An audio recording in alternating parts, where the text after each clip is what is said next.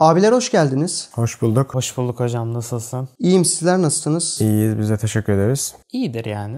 Yalı Çapkını 22. bölümü konuşacağız. Abiler öncelikle bölümü beğendiniz mi? Bölümün temposu düşüktü. Başlangıcından sonuna kadar aslında neyin ne olacağını tahmin ettiğimiz, kestirdiğimiz bir bölümdü. Fragmandaki olayların hepsini bölümde izledik aslında. Yani fragmanda merak ettirilen her şey bölümde bize verilmişti. Bölümde ekstra bize heyecanlandıran acaba bundan sonraki sahnede ne olacak hissi bir izleyici olarak bende uyuşmadı. Seyran ve Ferit konusuna da biraz hızlı girildi. Bir anda işte Ferit'in Seyran'a tutkulu bakışları, Seyran'ın Ferit'e böyle masum liseli aşıkmış gibi olan tavırları. Yani bunca şeyden sonra bir iki bölümde bunları tamir etmeye çalışmak bana çok sahici gelmedi. İyi bir bölüm değildi açıkçası ama fanları memnun etmiş midir? Son sahne nedeniyle belki etmiş olabilir ama yine hala tepkilerinin ve sistemlerinin diri olduğunu söyleyebiliriz. Atılan yorumlar, yapılan yorumlar o şekilde. Biz bölüm bittikten sonra bir anket yapmıştık Twitter'da. Bayağı bir katılım oldu. Çok kafası karışık gerçekten insanların bölüm hakkında. Ve bölümü beğenmedikleri ortaya çıktı. Son sahnede de bir artık o üste leke karışarak gerçekten o Seyfer'in büyüsünün bozulduğu tartışılıyordu. Bölümde evet tempo gerçekten düşüktü. Fragmandaki her şeyin artık bölümde çıkmasıyla birlikte şuna geldi aslında. Ya ben Yalı Çapkını'nda işte fragmanları izlesem bir de gelip bizim videoyu izlesen gerçekten yetiyor. Gidip 2 saat 40 dakikanı vermene gerektirecek bir şey olmuyor. Bir de mesela ben bu bölümü gerçekten YouTube'dan izleseydim 1,5-2'se sarardım. Yani her şeyi böyle tahmin edebiliyorsun ya. Fuat sahneleri dışında beni böyle çok cezbeden bir şey yoktu bu bölümde. Son sahnede dahil olmak üzere. Fanlar da birazcık diziye tepki göstererek Twitter'dan da Yalı Çapkını'nı biraz takipten çıkıyorlarmış sanırım. Böyle olaylar da var. Bilmiyorum, onlar bayağı tepkili. Bir kaos var ortada. Özellikle masa metaforunu bu bölümü Fuat'ta da gördük hocam. Bana bir şey hatırlattı yani resmen oturt dediler aslında. Yani otur ve yemeğini ye dediler. Ama adama hiçbir zaman ilk defa bir kere baş kaldırdığında hiçbir zaman sormadılar yani. Çok haklıydı bu arada Fuat sistemlerinde. Yani bayağı da iyi duygu çıkarttı. İyi oyunculuğu da varmış ya. Bu zamana kadar bilmiyorduk. Biz buzdolabı olarak falan biliyorduk yani Fuat. Diyalog 2 tane cümlesi vardı hocam. Neydi onlar? Ağzımızın tadı kaçmasın Asuman. Evet, ağzımızın tadı kaçmasın. Yine formundasınız Kazım Bey. Ama şimdi hali sahada masanın düzenini, tertibini kontrol etmek isteyen bir insan olduğunun için herhangi bir karışıklıkta bunu kompanse etmesi çok normal değil mi sizce? Eğer masada sesler yükseliyorsa, iş psikolojik şiddete, fiziksel şiddete varmaya çalışıyorsa burada masadaki diğer bireylerin de kendilerine göre reaksiyon vermeleri demokratik haktır. Bu ister aile sofrası olsun, ister Halil İbrahim sofrası. İsterse Halil İbrahim sofrası olsun. Ama sonuçta Fuat şimdiye kadar hiç ses çıkarmadı. Şimdi mi ses çıkarmak zorunda kaldı? Artık canına tak etti bazı şeyler ve aslında haklı bir yerden de giriş yaptı muhabbete. Çünkü şöyle bir şey vardı. Ferit'i siz kayırıyorsunuz diyor ve bunda da haklı yani, adamın çocuğu olmuyor diye. Şimdi işte Ferit'i evlendirdiler sırf Halisa işte şey yapsın, çocuk uslansın falan diye ve torun istiyor sürekli. Adamın tek motivasyonu bu hayattaki, yani Ferit'i altın çocuk olması bu. Fuat'ı ölüm ile sıtma arasına sıkıştırdılar. Ve hani razı ettiler sıtmaya. Hakikaten öyle, sıtmaya razı ettiler. Herkes Fuat'ın arkasından iş çeviriyor. Kıskaç altına aldılar Fuat'ı. Benim gördüğüm Fuat şimdiye kadar masada yemek yerken her zaman o masadaki kararların altına imzasını atmıştı. Şimdi tabii masanın genel kanısı, o ailedeki alınan kararların genel kanısı Halis Ağa üzerinden alındığı için Fuat da diğerleri de susmak zorunda kalıyordu. Yani bu kadar katı, bu kadar dominant doğru değil. Artık bu despotluğa gitti. Bir izleyici olarak Halis Ağa'yı izlediğim vakit tedirgin oluyorum. Çünkü o ailedeki huzuru sağlayamayan şeylerden biri aslında Halis'ten korkulması. Sonuçta bu ailenin huzurunu bu masadaki insanlar belirlerken bu masadan birinin kalkıp gitmek istemesi aslında bakıldığında bütün masanın huzurunu bozan durum olmayacak mıydı? Bence olmayacaktı. En doğrusunu yapacaktı hatta Fuat. Ferit de zamanında baş kaldırıp tokat yedi ve yerine oturtuldu zamanında. Bir bölümde başka bir karakter baş kaldırsın, hepsi tabii efendim deyip böyle devam ediyordu bir şeylere. O yüzden Fuat'a saygı duydum. Ferit'in şirkete girmesi burada çok büyük olay oldu. Bir kıskançlık başladı Fuat'ta yani. Kesinlikle. Bir de diğer karakterlerin işte düşüncelerine falan bakarsak Ferit'ten onlar da bıktılar artık. O yüzden Fuat'ın daha da öne çıkması için bir alan da açıldı. Çünkü evdeki ve masadaki tüm sorunlar Ferit'in yaşadıkları, Ferit'in yaptıkları üzerinden çıkıyor. Fuat sessiz, işinde, gücünde, sadece şirketinin ve ailesinin devamlılığını, sürdürülebilirliğini isteyen bir karakterken gidip de böylesi bir karakterin üzerine çökmek açıkçası hiç hoş olmadı. Despot bir tavırdı. Peki sizce evi kontrol etmesi için Latif doğru bir aday mı? Latif vasıfsız bir aday ama işte dizide çatışmaların çıkması için doğru seçildi. Çünkü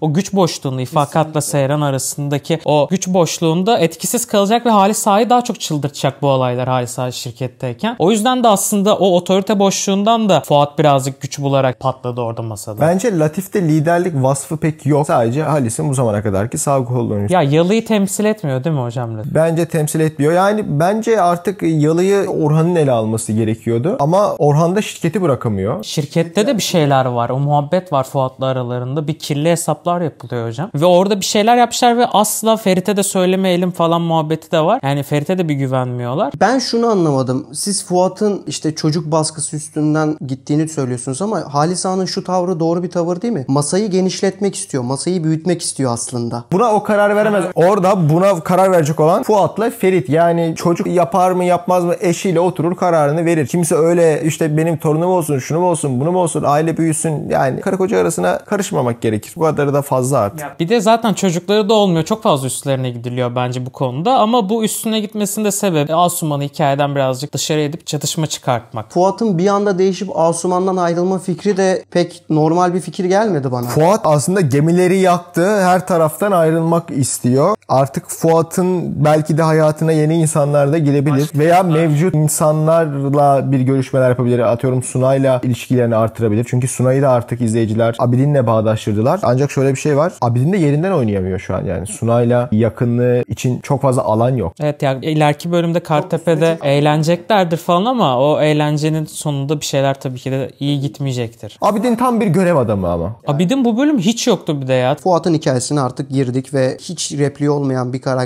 karakteri derinleşti. Biraz tutarsızlık olduğunu düşünüyorum Fuat'ta ama bunları görmemiz aslında önemli. Fuat'ın cesareti takdire şayandı ve Fuat gibi diğer oradaki masadaki karakterlerin de cesaretli olması, dirayetli olmasını beklerdim. Ancak onlarda o cesaret yok. Kalıpların adamı değillermiş. Seyfer'e geçelim istiyorsanız. Seyfer'de şöyle bir durum var. Ferit Pelin'in engelini kaldırdı. Ferit Pelin'e hala kafasında bir yere koymuş durumda ve ondan hiçbir zaman vazgeçmeyeceğini görüyoruz gibi. Bu da aslında hikayenin bu girift ilişki arasında kalmış olduğunu gösteriyor. Biz bu girift ilişkiden, bu Pelin, Seyran ve Ferit arasındaki ilişkiden niye bir türlü çıkamıyoruz? Niye hep aynı şeyleri sürekli izlemek zorunda kalıyoruz? Geçen bölüm aslında biraz bunu konuşmuştuk. Tabii kesitlerden bazen yanlış anlaşılabiliyor bazı şeyler. Şimdi aslında şöyle bir muhabbet var arka alanda. Yapım tarafıyla, menajer tarafıyla aslında Pelin bir ara geri itildikten sonra tekrar diziye monte edilmesi ve o karakterin de tabii ki de senaristi bu eli kolu bağlı kalmasına da sebep açtı karakterin bu kadar diziden çıkıp şey yapılması. Çünkü o şöyle tasarlamış olabilir senarist. Zaten hani çıkartırız başka kızlar gelir diziye. Sonuçta Yalı Çapkın çekiyoruz. Ondan sonra bir daha Pelin geri gelsin denilince adam da ne yapsın? Mecbur yazmaya çalışıyor ve çıkarmasını da istemiyorlar. Belli bir sözleşmesi var sonuçta oyuncunun. Fakat bu hikaye Seyran açısından baktığımızda Kazım faktörü var, Yalı faktörü var. Ferit açısından şu an unutulan bir babasıyla yengesinin bir ilişkisi var. Yani aslında birçok çatışma yaratılabilir bu iki karakterle. Fakat hala Pelin'e bir diretme var sanki. Ya o artık can sıkmaya başladı. Evet, Pelin bu hikayenin bir gerçeği. Ferit ile Seyran'ın sürekli mutlu olması seyircinin artık ilgisini, arzusunu bitirecek bir şey. Yani öyle sanıldığı gibi onların ikili mutlu olması daha fazla reyting yükseltmez. İzleyenleri sürekli memnun, mutlu etmez. Ama Pelin karakterinin de bu kadar çok hikayenin içinde olması da seyirciyi uzaklaştıran bir şey. Reytinglerde de galiba birazcık düşüş vardı. Yani insanlar sıkılmaya başladılar gibi biraz. Şöyle bir durum var. Mesela Pelin'in annesinin diziye girmesiyle birlikte Pelin iyice masumlaşmaya başlıyor gibi görüyorum ben. Yani bu ilk bölümlerde yaptığı bir sürü entrika durum var. Fakat şu anda annesi girdikten sonra muhtemelen her şey annesinin suçuydu. Bu kız bundan etkilenen masum bir kızmış gibi lanse edilecek gibi geliyor Büyük bana. ihtimal öyle yapılacak evet ama haklı olanın acelesi yoktur. Şu an sen Pelin'in hala haklı olduğunu mu düşünüyorsun? Pelin'in bazı noktalarda haklılık payları var. Ben geçen bölümde dedim. Bu hikayenin esas suçlusu Ferit. Tamam. Pelin'i kullanan da Ferit. Pelin de belli başlı noktalarda Ferit'e olan sevgisinden, aşkından dolayı Ferit'in huyuna suyuna giderek. Ama yaptığı şeyler kabul edilebilir bir şekilde değil ki Pelin'in. Yaptığı şeyler kesinlikle yani hiç kabul edilmeyecek ama şeyler. Ama bunların hepsinin altında Ferit var. Pelin'i suçlayalım suçlamasına evet. Ama Pelin'i suçlarken Ferit'i masumlaştırmak... Ferit'i ben masumlaştırmıyorum. Burada Ferit zaten hatalı. Burada Pelin masumlaştırılmaya çalışılıyor. Ya Pelin'in masum olduğu çok kısım var. Aslında Pelin'in esas zaafı Ferit'e olan aşkı. O yüzden aslında biz Pelin'i şeytanlaştırıyoruz. Aşkı olan bir insan temizlikçisinin kızını yatağına koyup oradan bir katakulli entrika yaratması mantık dışı geliyor bana. Bu masumluk değildir zaten ama biz de yani sürekli konuştuğumuz mevzu bu. İlk bölümde böyle yapan bir Pelin'i görürken 10. bölümde masumlaşan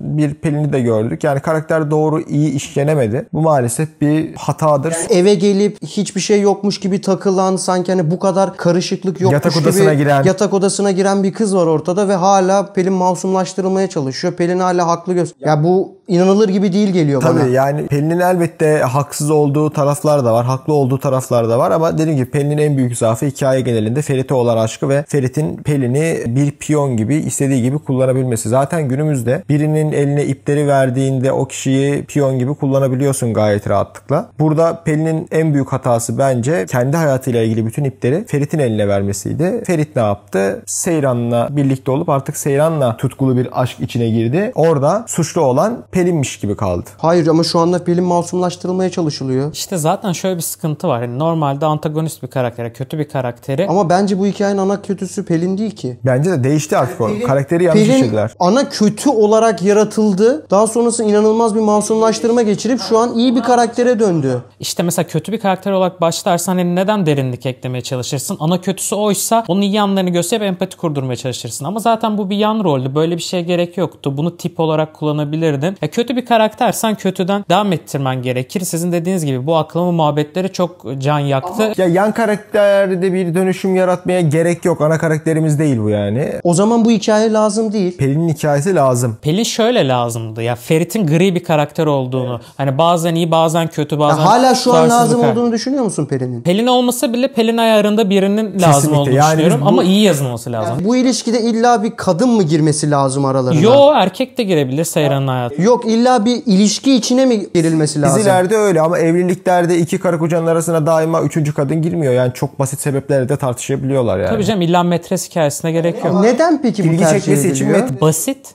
Basit ve ilgi çeken bir şey. Ya ilgi çekiyor ama bu kadar tepki alması çok doğru olduğunu düşünüyorum ben. Yapımın işidir. Kriz yönetimini onların sağlaması gerekir. Burada bir kriz yönetimi var. Yönetmiyorlar da. Fanların oyuncuya yüklenişi, fanların menajere yüklenişi ama karşı taraftan cevap gelmemesi. Yani bilemiyorum, bu yapım tarafının krizi yönetememesi. Ferit karakterinde inanılmaz bir tutarsızlık var. Herkes elinde tutmaya çalışıyor. Herkese de vaat ettiği bir şey var. Yani hiç Kimseyi de masum değil. sevmiyor. Zaten masum değil Ferit. Ama burada sadece Ferit masum değil. Bence hikayenin geri kalanına baktığımızda birçok insan masum değil. Ama bence siz bunu gözünüzden kaçırıyorsunuz. Ya tabii ki de hiçbir insan doğası göre iyi ya da kötü değildir. Herkesin gözünde farklı oluyoruz. Bu bölümde mesela Fuat özelinde bunu gördük. Ama bunu göremememizin sebebi bence hep haklıydı. biz izleyiciler değiliz. Doğru zamanda konuşmadı. Evet, daha önceden konuşmalıydı. Ama işte bazen de önüne bir şeyler dayatılınca yapacak bir şey kalmıyor. Kesinlikle. Eğer ki bir şey dayatıyorsan çok haklı bir tepkiydi. Keşke daha fazla sesini yükselseydi. Yani sesini yükseltmesi şey mi? Asuman'a gidip çocuğumuz olmuyor zaten diye üstüne gitmesi mi yani? Hıncını başka bir yerden çıkarttı diyebiliriz aslında. Peki Fuat'ın bu yaptıkları uzun vadede ona zarar olarak dönmez mi? Tabii ki de dönecek, çünkü Asuman'ı arayacaktır bir noktada. Başka bir kız bulacaklar belki ona ya da Seyran'ın kardeşini ona yamamaya çalışacaklar ve Asuman'ın onu ne kadar çok sevdiğini çok sonra anlayacak yani. Uzun vadede Fuat'a bir zararı olmayacağını düşünüyorum. Yani Asuman'dan sonra belki karakteri diziden çıkartırlar. Yeni karakterler eklenebilir. Hayat böyle. Bir insan hayatımıza girer. O insanın ne kadar yanlış bir insan olduğunu anlarız. Ondan sonra yeni insanlar hayatımıza girer ve o yeni insanlara inanır, güveniriz ve hayal kırıklığına uğratırlar bizi. Ayrılık sevdaya dahil hocam. Ayrılıklar sevdaya bazen dahil olmayabilir. Fuat'ın genelinde konuşacaksak bunu söyleyebiliriz. Yani günümüzde bir WhatsApp mesajıyla biten ayrılıklar bile var baktığımızda zaten.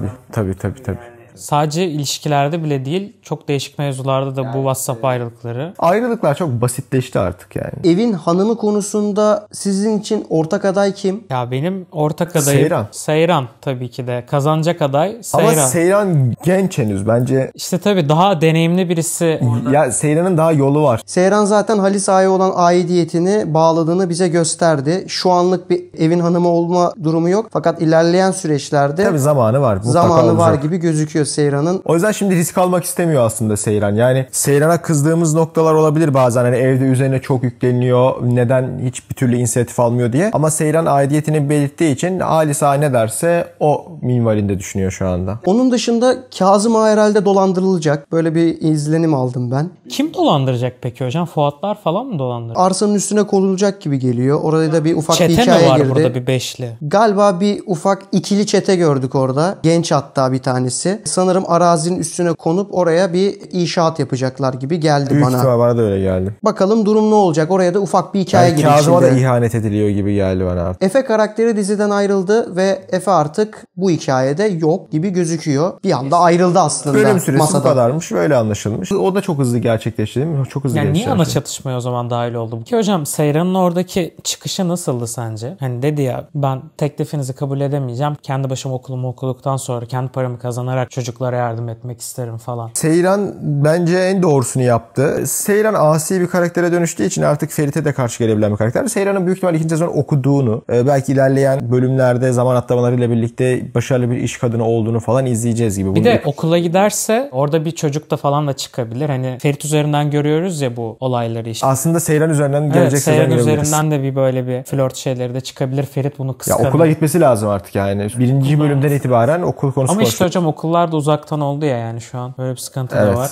Peki az önce Seyran'ın okula başlayıp orada Ferit yerine onun üzerinden, onun yaşayacağı farklı bir ilişki üzerinden bir çatışma çıkabileceğinden bahsettiniz. Türkiye'de bu durumlar biraz kadına erkeğe olunca farklı algılanabiliyor. Sizce böyle bir durum yaşanırsa şu an Ferit'e bakılan gözle mi bakılır Seyran'a, yoksa o daha farklı damgalar yer mi? Kesinlikle daha farklı damgalar yer. Ben bunu daha önce söyledim. Ferit yapınca çapkın oluyor. Bunu bir kadın yapınca şu an ağzımıza alamayacağımız kelimeler dolanıyor. Evet, sarı dolar. Bunları bazen kadınlar daha baskın bir şekilde dillendiriyor. Keşke böyle şeyler yaşamasa. Ya ben hep diyorum mesela Pelin'e de o yüzden çok yükleniyor. Yani burada suçlu olan Ferit, Ferit'ten çok Pelin'e yükleniliyorsa hikayede ben burada biraz art niyet ararım. Ben burada Pelin'in hala masum olduğunu düşünmüyorum. Ben de masum demiyorum ama yani buradaki tek suçlu da Pelin değil yani. O zaman son sahneye geçiyorum. Aptal aşığı oynayan Ferit ve aptal aşığı oynayan Seyran karakteri bu bölüme özel. Artık iyice romantik komedi dozuna ilerleyecek şekilde, zaten fragmanda da gördüğümüz gibi bir Kartepe bölümü var. Çiftler toplanıyor ve hep beraber işte oyunlar oynuyor. Kartepe'ye gidiyor falan. Herhangi bir yaz dizisinin 3. 4. bölümünde gördüğümüz bir bölüm izleyeceğiz bundan sonraki bölümde. Son sahne bizim için ne ifade ediyor? Yani 22 bölüm boyunca bize bu hikayeyi ördüler. Hani ikisinin arasındaki cinsel gerilimi gördük.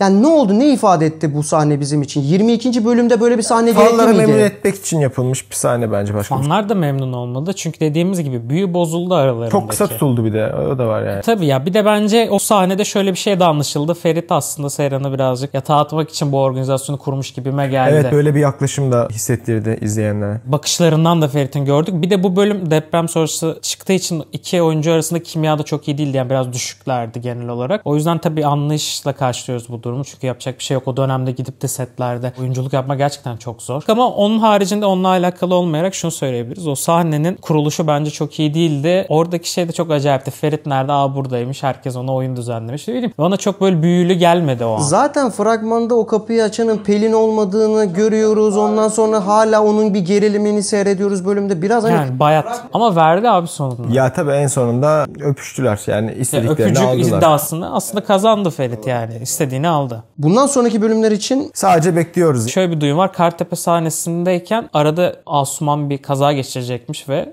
onu ziyarete gideceklermiş aslında. Ne oldu ne bitti. Çok ciddi bir kaza değilmiş aslında da o mutluluklarını orada bozacaklarmış yani aslında bölümde. Böyle bir duyum var ama netliği kesin değil. bir kulis diyebiliriz aslında bu. Kulis evet. bilgisi, evet hocam. Bu ara kulislerle çok meşgulüz zaten. Her yerde kulis patlıyor. Teşekkürler abi. Biz teşekkür ederiz. Biz teşekkür ederiz. Kanalı beğenip abone olmayı unutmazsanız çok mutlu oluruz. Görüşmek üzere.